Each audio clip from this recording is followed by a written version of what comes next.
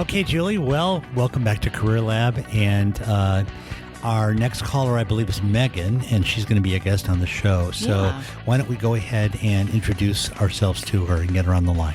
I'd love to hear from her.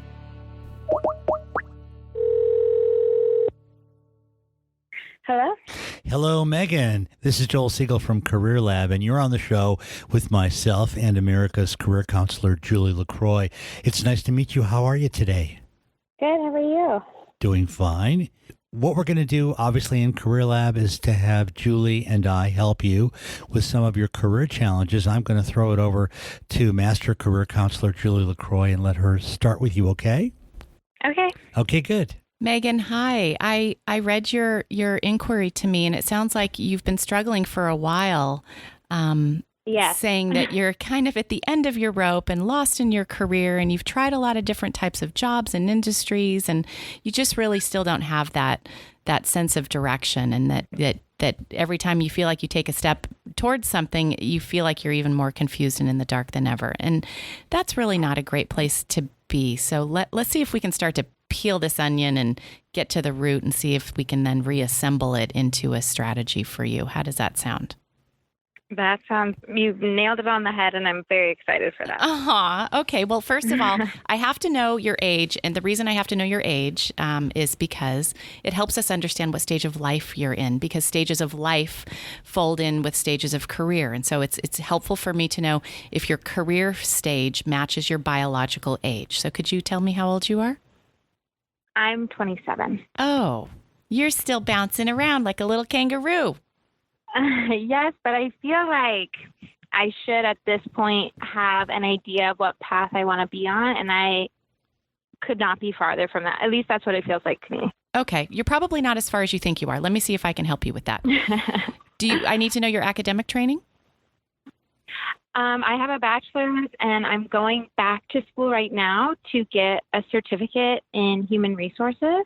Okay. And I started that because I thought that I wanted to get into human resources, and every entry-level job I was looking for required more experience than I had. So to kind of make myself stand out, I went back to school. However, when I started doing that, I realized maybe I don't really like it as much as I had hoped. I ended up getting a job in an HR department, and I really don't like the job either. So that was very much when you said I take a step forward, but really it feels like I'm taking a step back. That's exactly what this felt like. And I just started this a few months ago. So, okay. All right. I'm going to say something you're not going to like to hear. This is actually really good that you've done this. It's not been a waste of time.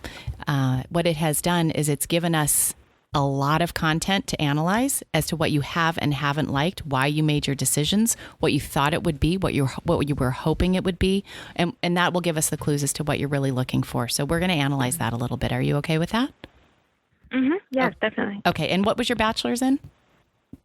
I got a bachelor's in journalism, and I picked it. So no surprise, in college, I was the exact same way. I could not figure out what I wanted to study. Mm-hmm. I went into school as a food science major, and I changed it a few times. And then eventually I just had to pick journalism because I knew I could write decently enough that I could pass the classes, and I didn't want to be in school for another 4 years. So I just picked one that I knew I could do. How good a writer are you? I think I'm okay. Like, I can write things very quickly. And I think usually my strongest part about my writing is that I have a sense of humor. So I can incorporate that, but I'm not technical-wise or research-wise, or it's not my most favorite thing to do, but I do like personally journaling for myself. Okay. And why did you originally pick food science? I always thought nutrition was super interesting, but I was always really bad at chemistry and all the kind of science. But I liked math too. So you did like the chemistry? I was not very good at chemistry. That never made sense to me. But I liked math, which was a little bit part of that degree. But really, the chemistry kind of scared me away from. Got it. Not chemistry. Okay. So and you liked math, and you're good at working with problem solving, logic, sequencing, things like that from your math skills? Yes. No, I do like, I like looking at numbers and kind of grouping them together. I do like getting through a problem and feeling that sense of accomplishment when you check your work and it's all right. Okay. That is the feeling that I like. Okay. And then why did you pick HR? Well, I got out of school and I did stuff with social media and marketing, and I really did not enjoy that. And then Hold on. did a job in I'm sales. sorry to keep asking you so many questions, but I've got to follow. I've got to follow my track here. Why didn't you like social media? I just kind of felt it repetitive, and I wasn't getting very much satisfaction from the work that I was doing. What work were you doing? Plus, what was your role in social media? It was very much entry-level work, so there was a little bit of content creation, which I thought would be the part that I liked the most. Uh-huh. But personally, myself, I don't really even like social media. So after a few months, I just kind of got tired of doing the same thing over and over again. Okay. And I think that's what I noticed in a lot of the jobs I don't like, is I get bored very easily. Nothing's grabbed you yet. Or I don't have enough to do. Okay. And then tell me again how that from social media went to HR? I interrupted you, so please continue. Sorry. Yes, I went to social media, and then I did a sales job, which I didn't like either. And I didn't like that because I felt like I was pushing things onto people that they didn't really need. So it kind of just felt not me. And then I went into a job in training for a restaurant, and did you like that? That was a bit of there were parts I liked about it and parts I didn't like it. I really liked the company culture more than I actually liked the work I was doing, and I liked the people that I worked with quite a bit. So that was probably my favorite part about that job. And then it kind of just got to the point where I felt like I had exhausted all of my options outside of committing to going to a 4-year program again. Mm-hmm. So the only thing left standing was HR? Yes. And my mom had 40 plus years experience in HR, and I saw how successful she was in her career. And she got a lot of satisfaction out of it. So I thought I should just try. Okay. So that's a really, really helpful mom. What a sweetheart to encourage you. And it sounds like she's really invested in your happiness. Let's find you something. She is the best. Yeah. Let's find you something that you can invest in for a 40-year career. Look, you have you have a wonderful personality. You have a sweet disposition. You probably get along well with people in a lot of different environments, as evidenced by your work experiences that you've said where I've really liked the people. But at the end of the day, my dear, you have STEM skills. And we can't ignore them. Science, technology, engineering, art, and math. STEM is now STEAM. These are the in high demand skill sets. You have a math ability that is not being activated in any of your roles. What I would do is I would go back. I can tell you where I think you would fit in great, and we'll get there. But as an exercise at 27 years old, I would encourage you to go back and take 30 minutes or an hour and list every single job that you've had, and in another column, write down the correlating math-related role. So in HR, it would be like a benefits analyst or a workforce analyst. In the restaurant industry, it might be inventory, where you're working with the numbers and the information. Does that make sense? Yes. So I'm actually in benefits now. And there is a small part of my job where I get to do math, but on the whole, and you don't like I don't know if the issue is it's me, which I have no problem. If the issue is me, that's totally fine. I have no problem saying that. And if I'm just not staying in roles long enough to really see them come to fruition. I understand. And I'm not saying that you should be a benefits analyst. What I'm going to invite you to do is to create a 2-column sheet, so that as an exercise to help you learn and rethink what your steps have been, so that they don't feel like they've been mistakes or wastes of time. you've tried a number of different things. What we haven't yielded is the right role in all of those industries. So what I'd like you to do is I'd like you to go back into all those industries and write down what would be the analytics role. And if you don't know at 27 years old, then, maybe that's okay. Ask some people, or, like I've said, like in HR, it'd be benefits, and sales, it would be sales analysis or Salesforce analytics or something like that. Maybe you just didn't know that.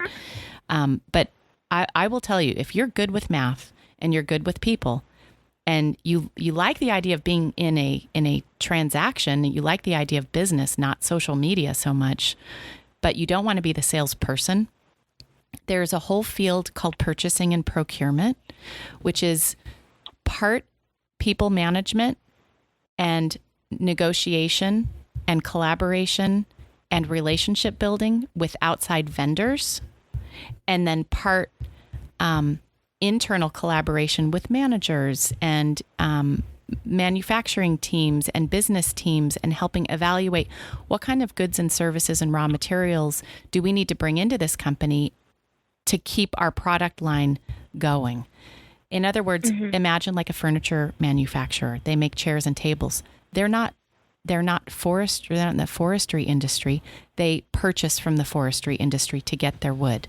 But somebody in purchasing and procurement evaluates who the best vendor is, what the best type of wood is for the type of products that their product development team is trying to build, and then you evaluate those suppliers and you calculate and what the terms would be and what the cost would be and what the delivery would be, and it puts you in a social role that has an analytics component where you're on the business side, not the marketing side. And if you did that in a food science business or a nutrition business or food and beverage, I think it might be fun for you, because then you would be in a position to evaluate what the best ingredients are or what the best organic sources are. Does that make sense? Yes. Is that similar to QA? No, this would be, what I would encourage you to do is look up jobs in purchasing, as a purchasing specialist, purchasing analyst. And what you do is you basically are on a team who listens to what the management needs in the company in terms of, we need more materials. You know how like when you're cooking at home and you run out of eggs, you need more eggs. You go to the store and you purchase eggs. You procure eggs. Okay. So it's the same format that comes out of our own kitchen that goes into a food science company. So Dole Bananas, okay, they have to buy boxes. They have to buy stickers. They have to buy ink. They have to buy oil for their manufacturing and warehousing equipment. They have to buy they have to buy uniforms. They have to buy janitorial services to keep they have to buy huge, equipment to package. So who buys these things? Well, you would get a requisition from someone in management, put it out to the public. There's a process for that. And then as those suppliers court you, you get to decide, let me run the analytics. Let me see if I like you. Let me see if you're somebody who could partner with our company. And you get to use your judgment and a human resources angle, in the sense that you're doing a fitting for the company of the people and the product, but you're part of the product supply chain. And these are just things that I think you maybe don't know too much about yet. But if you were to jump off of this call and spend an hour online looking at purchasing and procurement jobs anywhere in the United States, not to do job searching, just to do job researching, to understand more about the role, and maybe look on Wikipedia, what is purchasing and this and that, I think you might find that that's a really good place for both your A, social skills, and B, your analytics skills. And we really want to drive your career towards your analytics skills, toward developing those. That's the best advice I could give you, is pay attention to your STEAM skills and develop those. Okay. So is that resonating with you? It is. But Good. there is an extra that maybe I should have mentioned in the beginning, and I didn't, that my minor in college was theater. And that I've always been like really drawn to cooking and like creative aspects that are like more physically creating something. And So I then don't know that would be on the QA side. That would be working as a food science tech or working toward the quality of the food manufacturing.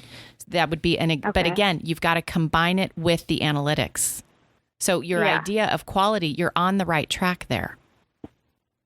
So anything to do, and if you decide that purchasing and procurement is a better role for you than quality, then you build your analytic skill sets in purchasing and procurement for a food business, and then you keep your cooking and stuff on the side, and then you have a lot in common with the people you work with, because everybody who works in food science and nutrition does it on the side. You would probably have a lot of fun there. So you can separate these into different categories. You can build a career out of it, or you can make it your B game and build a hobby out of it and share that with the people you work with if you're properly aligned. And that's where we're looking for. So you're at a little bit of a crossroads. What I would do is I would pick a big food science company or a big food manufacturer, a major one like a Kraft or an Nabisco or, like I said, Dole Pineapple, something like that, and get on their intranet, their careers page, and take a look at the different data and analytics oriented jobs. And I think that will help you see a little bit more of what that ecosystem is all about in the food industry. You need to do a little bit of research there to widen your lens so that you can find your entry point. Okay. Good. Well, that's all super great advice. I really appreciate it. Thank you. Sure. Well, yeah, we're happy to help you. And Julie, you've really given some great food for thought. So we're going to wrap up it. We're really glad to have you as a guest on the show. We will follow up with you to see how you're coming along. And remember, you're young and you have a lot of potential time to sort these things out. Yeah. Find ways to combine the creative with the analytics. That's your path. Okay. Thank you. Mm-hmm. Take care. Good talking with you. Bye, Megan. Bye, Megan. Thank you. Bye. Okay, Julie, so here's what I'm going to do. I'm going to ask you a question that all of America wants to know, and you're probably the only person who can really answer it effectively because you are America's career counselor. Okay. No pressure. And I'm so glad that I have the opportunity to ask this question. So this particular demographic has gotten a lot of press about the way it is. And we could see the dynamics of this demographic played out in that call. Mm-hmm. There was a tremendous amount of diffusion. There was an inability to go forward in a clear direction. There was a constant shifting of what seemed to be appealing and a number of other qualities that are associated with that demographic. And, as a business coach, I work in companies where this demographic is highly represented. Mm-hmm. And some of the things I'm dealing with at an executive level is helping executives try to motivate this demographic. For example, and I'll just share this so you can answer the question. I'll try to be real quick. No, it's fine. In this company I'm working with right now, this demographic is all representative in the company. And I looked at the company's benefit package and their cultural package, what they do for their employees, and it was one of the richest I had ever found. Mm-hmm. And yet the CEO of the company had come to me and said, my employees are dissatisfied. They have NOME. I can't motivate them. So I'm going to toss this on to America's Career Counselor. What do we do with this demographic? Well, now my position, Joel, is in support of millennials. I believe they do not have the career information that they need to bridge their degrees and their internal sense of purpose into an occupational pathway. And I'm sure that leads to a lot of bees buzzing around in the workplace, not really sure of what they're good at.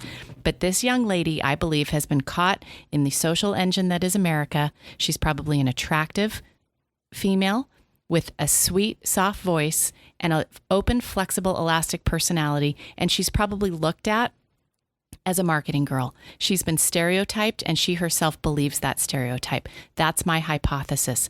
If she were a man, she would be all over her analytics skills, and she would be a high-level employee in the lower rungs, the junior mid-level range for your client. I think somebody needed to shine the spotlight on her underactivated skill set. And for all millennials out there listening, and all executives employing them, challenge your teams to isolate their STEM skills and activate them. You're going to get so much more performance out of them, and they're going to be happier.